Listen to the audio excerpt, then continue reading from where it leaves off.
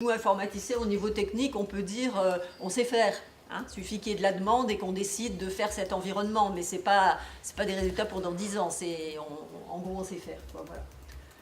Donc intégrer différentes théories d'apprentissage collaboratif, alors ça c'est plus sur les aspects sur lesquels vous êtes plus spécialiste, mais bon, les gens disent que maintenant il faudrait peut-être, il y a un peu des approches différentes et que ça serait bien d'avoir un cadre unificateur. Et puis, une fois qu'on pourrait fonder des décisions sur ces théories, travailler à la coordination entre les dimensions. Je pense que tout ça, ce sont des critiques sur le fait que les travaux qui existent aujourd'hui travaillent sur des dimensions différentes. C'est bien, sauf que pour vraiment les mettre en œuvre, sinon ça reste des manips expérimentales, pour les mettre en œuvre, il faudrait qu'il y ait une intégration qui tienne mieux la route, mais bon, je pense qu'on a la base pour faire ça.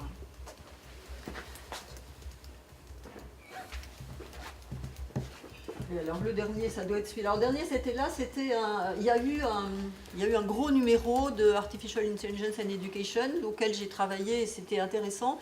On a pris alors je ne sais plus combien, de 30 ou 40 papiers, les plus cités depuis 10 ans, enfin au début de la revue.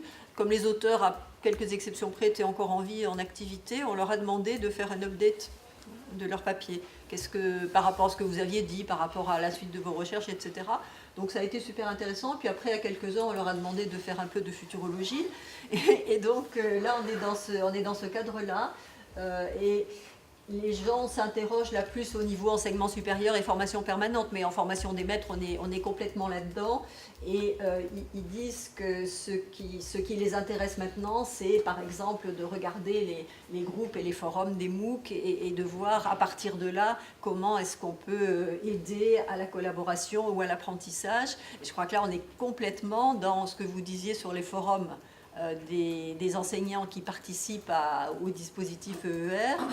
Et en entendant, alors moi je ne suis pas une spécialiste de traitement de la langue naturelle, mais on peut certainement faire pas mal de choses, notamment sur la recherche-argumentation. On a parlé de ça ce matin. Savoir si dans un texte il y a de l'argumentation ou il n'y en a pas, je crois que les collègues de traitement de langue naturelle, ils savent faire ça. Donc ça veut dire que si vous vouliez analyser davantage les échanges entre les enseignants dans le réseau, il faudrait vous rapprocher de spécialistes comme ça, mais vous pouvez le faire, à mon avis, assez rapidement. C'est des choses faisables.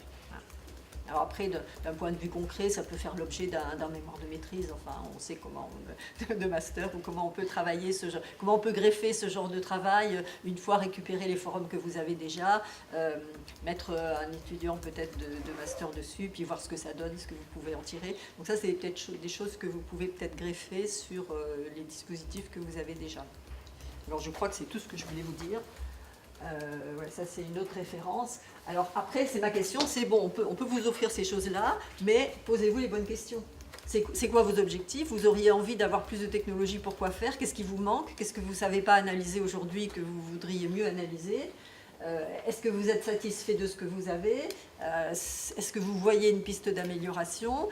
Si vous ne voyez pas de piste d'amélioration, est-ce qu'au moins vous savez dire ce machin-là, ça ne va pas, c'est dommage? Voilà.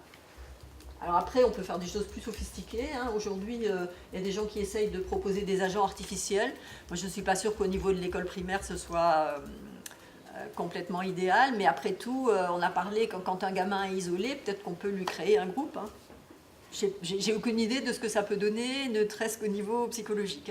Mais c'est des choses qu'on sait faire aussi. Et puis, est-ce qu'il faut là-dedans du virtuel? Je ne sais pas non plus, mais c'est aussi des choses qu'on sait faire. Voilà. Ça se termine comment? Ah oui, ça se termine par un pack. Oui, tous les trucs que j'ai cités, je les ai référencés. Et donc, si vous voulez récupérer les transparents et aller voir une référence qui peut vous intéresser un jour, voilà, je vous laisse ça. Bon, ça y est, là, on a perdu 12 minutes, c'est ça? C'est bon. Non, on a gagné. On gagne là, c'est bon. Hein. Je me suis mise à gérer le temps trop tard, c'est tout. Ça va. Mais non, merci beaucoup. Et je pense que tous ces éléments de référence... Alors, c'est complémentaire de Mireille, puisque Mireille avait pas... J'ai pas redit, mais c'est vrai que sur l'apprentissage collaboratif en particulier, il y a aussi des tas d'instrumentation qu'on peut mettre en dessous pour savoir qui a écrit, quelle partie d'écriture est faite par tel élève, par tel autre, et puis on peut faire du suivi comme ça c'est des choses qui existent et qui vont... Et puis après, on peut se demander quel est l'intérêt du retour à l'élève. On peut enregistrer ça pour le prof, mais on peut aussi dire, bah, c'est bien, on surligne en bleu, en rouge, en vert ce que chacun a fait. Est-ce que c'est intéressant? Est-ce qu'il faut le faire? Est-ce qu'il ne faut pas le faire? Bon, à voir. Oui, la question, c'est de la mise en visibilité pour qui, voilà, à quel moment, pour qui, le feedback. Là, vous en avez parlé aussi pas mal de fois. Il y a beaucoup d'acteurs différents dans le dispositif. Est-ce que le feedback est pour le mettre dans la classe? Est-ce qu'il est pour l'élève individuellement? Est-ce qu'il est pour le groupe classe ou le groupe élève? Est-ce qu'il est pour les commissions scolaires ou les circonscriptions? Ça, on dira non. Mais il y a peut-être quand même une partie qui est utile. Voilà. Oui. Moi, je suis toujours intriguée dans les environnements numériques de comprendre comment une équipe pédagogique peut opérer quand on parle de personnalisation des parcours de l'étudiant ou de l'élève. C'est l'idée d'une adaptation progressive des contenus. Ça suppose une base de données de contenu assez importante, il me semble, et un travail aussi d'évaluation diagnostique de la part des équipes. Tu as raison, mais j'ai oublié de dire que l'adaptation, on peut en faire à différents niveaux. Oui. Et là, tu parles d'un niveau d'adaptation qui concerne plus la formation continue des adultes ou la formation des étudiants. Là, moi, j'évoquais des adaptations au niveau de la tâche. Au niveau de la tâche. Donc, tu as un groupe d'élèves qui est en autonomie, il est en train de construire un texte ou il est en train de résoudre une énigme mathématique, peu importe. Et on peut essayer d'outiller, d'aider, de personnaliser le feedback qui est envoyé à chaque élève. Mais dans ce discours-là, je reste au niveau de la tâche. Après, la personnalisation d'un parcours, c'est autre chose, c'est important aussi, mais c'est complètement autre chose. Même au niveau de la tâche, je pense que c'est évidemment très intéressant d'être au plus près de ce dont l'élève a besoin. En même temps, donc ma question est, est-ce qu'il y a aujourd'hui des outils numériques qui permettent de faire en sorte que cet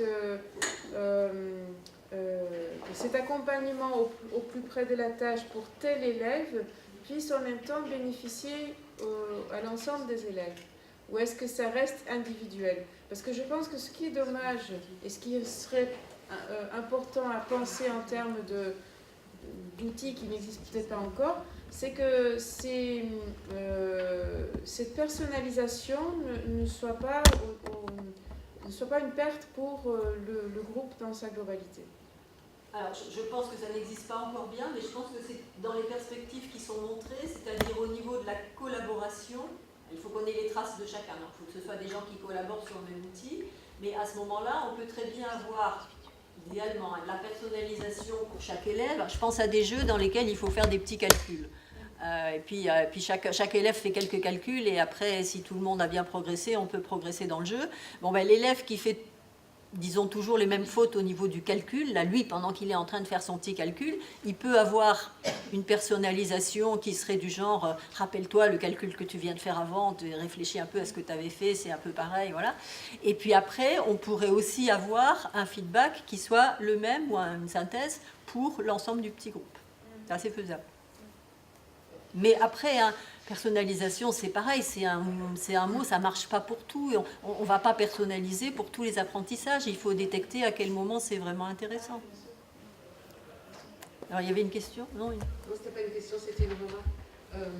Sur cette question, il me semble que c'est bien abordé dans tous les travaux sur l'Universal Design of Learning.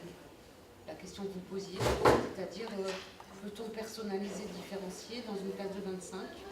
Et à quelles conditions ce qu'on propose aux uns peut être efficace pour les autres. C'est vraiment cette littérature-là pour moi qui répond à ça. Oui.